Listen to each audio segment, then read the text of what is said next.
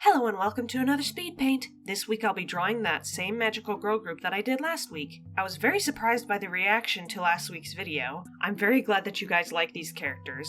At the start here, I'll be doing a few small design changes. I did give them all new names. The main girl, as you could see, her name is now Charlotte, or Cherry is her nickname. The next guy, his name is Karui. It's actually very similar to what his name used to be, and I looked up what the name Karui meant, and it really fit his wind element. It meant like light, as in like not heavy. The next character, I renamed her to be Aurora, and Aurora also gives the idea of like lights and stuff, so I thought it was fun for her because of her fire. The next character was renamed to be Gabriel, or he goes by Gabe. And this is because his old name used to be Tenshi, and you know that means angel. A very common like angel is like Gabriel. I thought that would be fine for him. And I feel like the nickname Gabe really suits him.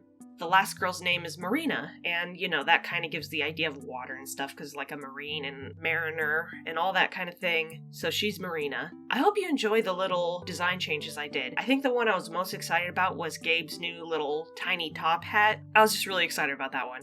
And then I did change some of the weapons just a little bit. They were kind of placeholder weapons anyway. I kind of like drew them really fast for last week's video, especially Marina's trident. I was like, that looks bad, but I'm just gonna post that for now. It's just a placeholder.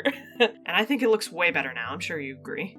So what's happening on screen now are the doodles that I mentioned last week. I had a lot of fun ideas for how the characters would interact with each other. The first doodle is a scene of the characters Aurora and Cherry as they chat about the books that they love. And there's like some antique books on the counter that Cherry is ready to sell or show to Aurora. The thought is that they are just really nice and cute friends, and Aurora comes into the antique shop every so often to both check out the book inventory and also chat with Cherry because they both also read contemporary books.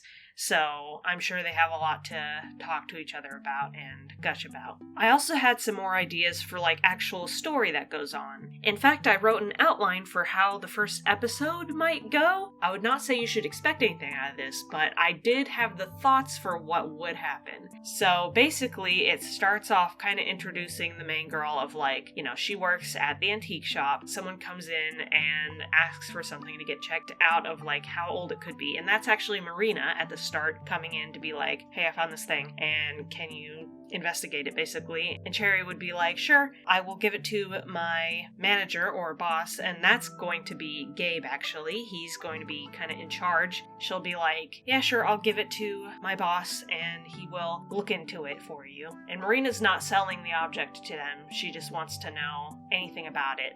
So that means Marina will be back later. Then it goes about Cherry's day. She cleans up the shop.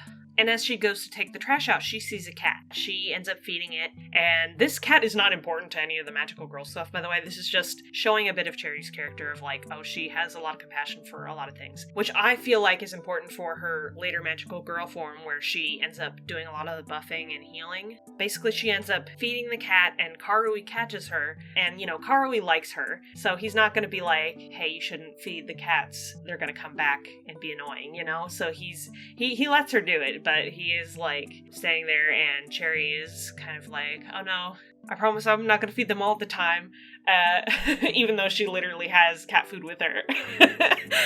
But yeah, Karui's like views Gabe as kind of a lazy manager, so he's like, I really don't think Gabe's going to care. So that's both like a comfort to Cherry and also like not a jab at Gabe, but like I'm trying to set up that he doesn't think that Gabe is very attentive, I guess. And there's sort of a doodle of that as well, which I'm sure you've seen by now. Anyway, so the day continues in this little outline. Aurora ends up coming in and chatting with Cherry, and that's the doodle at the start of this doodle batch. It's just Aurora chatting with Cherry about books, and then Marina comes in again. This is later in the day, and she's like, can I get the thing back, or is there any update? By the way, I don't have an idea at all for what this thing could be. For the doodle where Gabe is like asleep at his desk, that is not the antique that Marina brought in. It seems like Gabe already had that box with all the symbols on it. Anyway, so Marina comes in. One of the doodles here is her, like, it's a good thing I'm always hydrated because it's hot out there. That was one of my thoughts about her character, was that she's one of those people who are like, remember to stay hydrated. And I did have her have a plastic bottle at first, but I'm like, she's a hiker. I feel like she'd want to be sustainable, so she has one of those metal ones now. Anyway, so, she asks about the thing she brought in, and Cherry's like, well, I haven't seen Gabe since when I first gave him the object. I don't know if there's any update. He's been in his office all day. And Karui is a little annoyed at that. He's like, oh my god, I'm gonna go check on Gabe and see what the heck he's doing. He's probably asleep again. So he goes to get Marina's antique that she brought in. I mentioned last week that she is a hiker and she probably found some sort of object on her hike. She brings them in to the antique shop to get them appraised, I guess. So Karui goes to check on Gabe, and, Gabe doesn't answer the door. So Karui's like, oh my god, I'm just gonna open the door. Because what if we had an emergency and our manager just hasn't been answering the door? So that's his justification for actually opening the door. He opens it and finds that Gabe's not even in his office. And he's like, oh my god, this is annoying. But he does see the box on Gabe's desk. And he's like, maybe this is the thing that Marina brought in because he's never seen it before. So he takes the object. Since Marina didn't sell it to them, he's like, well, if Marina wants it back, I'm gonna give it back. So he brings it out and he's like, well, Gabe's not even in his office. I don't know if there's any information for you, but is this the thing that you brought? And Marina's like, no, I brought something totally different. And then so the group sort of ponders the box because none of them have ever seen it before. Gabe has sort of kept it from them. And they comment about how, it's kind of lit up on one of the gem things. They each have sort of like a keyhole to open the box. They decide that they kind of want to see what's inside.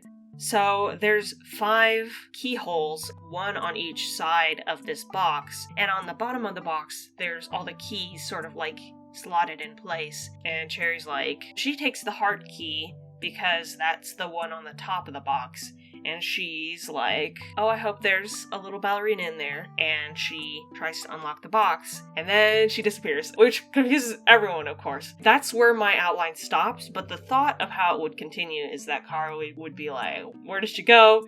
So then he unlocks the box with his own key, which is the sort of like oblong, circle-y thing symbol that he has it on his person in his magical form. Anyway, so he unlocks the box, he disappears, and then it's Marina and Aurora sitting there like, and Marina's like, you know what? Adventure ho! And she takes the water droplet key and she unlocks the box and she disappears, and Aurora will eventually also unlock it, but she's nervous. She'll be the last one to go in. Anyway, so what happens inside the box, I think I'm gonna keep for later, because I did want to comment on all the doodle scenes that I did. There was one where Aurora was carrying heavy books and Marina carries them for her. That's one of the cute scenes that I had in mind. I don't have it written yet, but it's like Marina carried her books and, does a little head pat to her like, haha. Which is actually based on an old drawing of those two where the old Marina was patting the old Aurora's head. And then, of course, after the civilian doodle sheet, I did the magical doodle sheet. Even though I drew Karui's magical doodle, like, one of the first ones, but I really had that idea of like Karui being a little embarrassed about his magical outfit, and I really wanted to draw it. Anyway, so then there's, all the other characters. I felt like Marina would be really excited to have like magic power and stuff, very similar to Gabe. And then Aurora, there's, her about to do her fire arrow, and Gabe doing his electric shock thing. And then I wanted to have Cherry all on her own with her ribbon, and it makes a heart around her. I thought that would be a really cute idea. And yeah, so that's all the doodles. If you have any thoughts about what Marina's item that she brought in for the antique appraisal would be, I would love to hear that. I also do not have a title for this project at all. I could try to come up with a title from some of the details of what I have so far, which is the music box, the magic little elves that their powers come from, the antique shop, the fact that there's 5 of them, I guess.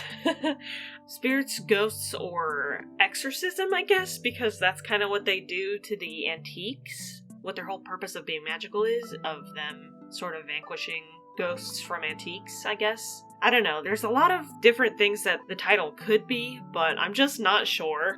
I hope that you enjoyed listening about these characters and the thought that I had for a quote-unquote first episode. I'm pretty excited about it, even though I don't know if I'm gonna do anything with it, but I was very encouraged by your reaction to last week's video, so knowing that you guys were excited about the characters, it made me excited about them again, and that was a good feeling, so thank you so much. If you have any thoughts about this week's video, I would love to hear them in the comments. Thank you to my patrons who help me continue to create these fun videos for you each week. My links to support me will be in the description. Thanks so much for watching and have a good day.